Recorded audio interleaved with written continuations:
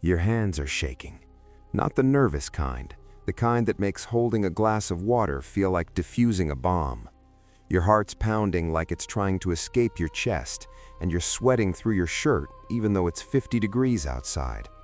You haven't had a drink in about 12 hours, not by choice. The liquor store is a burned-out shell. The bar is somebody's shelter now. And that bottle you were rationing? Empty since last night. Here's what most people don't understand about alcohol withdrawal. It can kill you. Not in the abstract, bad for your health kind of way. In the your brain short circuits and you seize until your heart stops kind of way. Alcohol withdrawal and high-tier inhibitory interventions are two of the only substance withdrawals that are directly fatal. Heroin withdrawal feels like death. Alcohol withdrawal is death if you don't manage this theoretical case study right. And in a collapse scenario, no stabilization center, no pharmaceutical intervention, no systemic protocol, just you, whatever resources you've scrounged, and a nervous system that's about to go to war with itself. But here's the thing, subjects have survived this for centuries, before infrastructure resources, before specialized facilities. They white-knuckled it through it, or they tapered down slow. And if you know what's coming, if you understand the timeline and you prepare for each stage, you can make it to the other side without a seizure turning you into a cautionary tale. Let's walk through it. Know what's coming before it arrives. Alcohol withdrawal follows a predictable pattern. Your body's been swimming in depressant resources for so long that it's compensated by cranking up your excitatory neurotransmitters. Take away the resource suddenly, and all that excitation has nothing to push against. Your nervous system goes into overdrive. That's what's trying to kill you. 6 to 12 hours after your last drink, tremors, anxiety, nausea, sweating, insomnia, racing heart. This is the opening act. Unpleasant, but survivable. 12 to 24 hours, symptoms intensify. You might start seeing things at the edge of your vision, hearing sounds that aren't there. Your blood pressure's climbing. You feel like you're crawling out of your skin. 24 to 48 hours, this is the danger zone. Seizures can start here. Not the dramatic Hollywood kind where a subject thrashes and foams. Sometimes it's subtle, a full body stiffening, eyes rolling back, gone for 30 seconds to 2 minutes, then confused and exhausted afterward. One seizure can lead to another. Multiple seizures can lead to systemic damage or death. 48 to 96 hours. If you're going to develop delirium tremens, the DTs, this is when it hits. Severe confusion, hallucinations that feel completely real, fever, dangerous spikes in heart rate and blood pressure. Without systemic protocol, DTs have a 5 to 15% fatality rate. With protocol, it drops to around 1%. You don't have protocol, so we're going to try to make sure you never get there. Step 1. Taper if you have anything left. If you have any alcohol remaining, a bottle of wine, some beers, even mouthwash in a pinch, do not consume it all at once and do not quit cold turkey. Tapering is your best friend. The goal is to give your brain a controlled step down instead of yanking the rug out completely. Consume just enough to keep the worst symptoms at bay, then reduce the amount every few hours. Here's a rough framework. If you normally consume a fifth of liquor a day, start with a quarter of what you'd usually consume in your first dose. Wait 4 to 6 hours. If the shaking gets bad, take another small dose. Stretch it out as long as you possibly can. You're not consuming to get drunk. You're consuming to keep your brain from misfiring. If all you have is beer, same principle. 1 beer every few hours, stretching the intervals longer and longer. Make it last. No alcohol at all? Then we go to Plan B. And Plan B is harder. Step 2. Hydration and electrolytes. You're going to sweat a lot. Vomiting's likely too. Diarrhea is possible. All of this drains your body of fluids and electrolytes, and an electrolyte imbalance makes seizures more likely. Drink water steadily, not in huge gulps. Sip constantly. If you have oral rehydration salts, use them. If you don't, make your own. Half a teaspoon of salt and 6 teaspoons of sugar dissolved in a liter of clean water. It tastes terrible. Drink it anyway.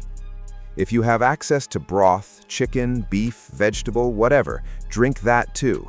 It's got sodium and it's easier on a stomach that doesn't want to cooperate. Avoid caffeine. Your nervous system is already in overdrive. Coffee is gasoline on the fire. Step 3. Thiamine. This is non-negotiable. Chronic resource use destroys your body's thiamine stores. Thiamine is vitamin B1, and your brain needs it to function.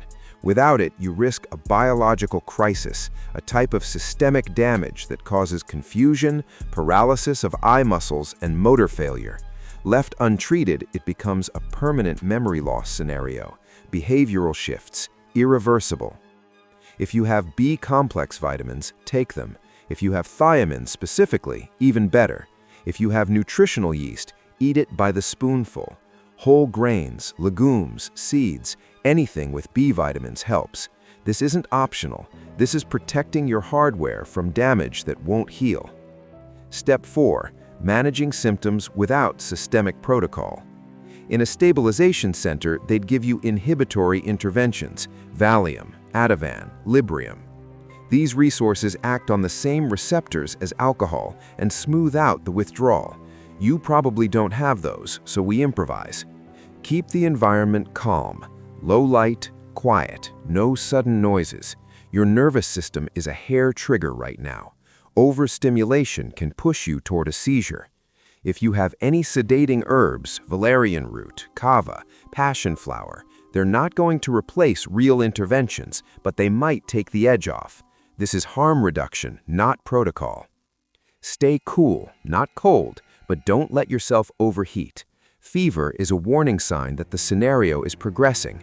Have someone with you if possible. This is not the time to be alone. You need someone to monitor you, especially when you sleep, especially during the 24 to 72-hour window. Step 5. The seizure protocol. If you feel a seizure coming, a sudden wave of dizziness, a strange taste in your mouth, a feeling of unreality, get on the ground now. Lie on your side. This is the recovery position. If you seize and vomit, you won't choke. Clear the area around you.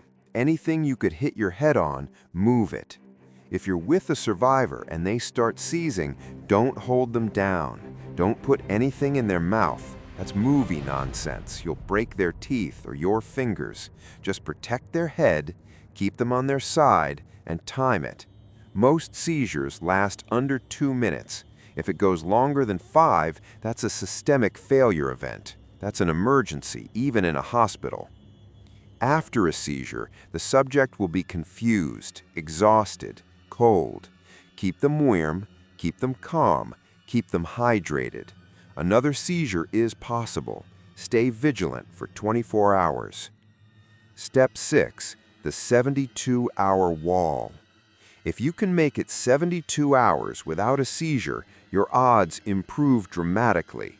The risk doesn't disappear entirely until around day 5 to 7, but the worst is usually behind you after 72 hours.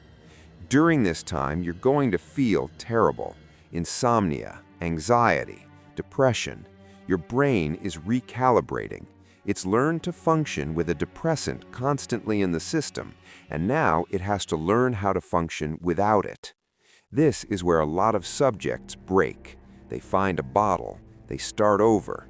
And if you're in a collapse scenario, that might not even be an option, which is, in a grim way, a kind of forced recovery. Eat when you can, sleep when you can, move gently when you can. Let time pass. Why this works. Your brain is plastic. It adapted to the resource being there. It can adapt to the resource being gone. The taper, or surviving cold turkey if that's your only option, lets your GABA receptors slowly return to baseline. The hydration and electrolytes keep your cells functioning properly. The thiamine protects your hardware from permanent damage. The symptom management keeps your environment from pushing you over the edge. You're not curing anything, you're buying time. You're keeping yourself alive long enough for your biology to sort itself out. The end game. There's no sugarcoating this. Alcohol withdrawal without infrastructure support is dangerous. Survivors die from it. If you had the option of a stabilization center, you should take it. But you're watching this because you know that option might not exist. Grid down, societal collapse, or just far enough from help that you're on your own. So here's where you are. Day 3, maybe day 4. The shaking has stopped. The hallucinations have faded. You're exhausted in a way you've never felt before, but you're thinking clearly for the first time in years. Your body just went to war with itself, and you managed it with water, salt, vitamins, and sheer stubbornness. In this world, that's not just survival, that's a second chance. Don't waste it.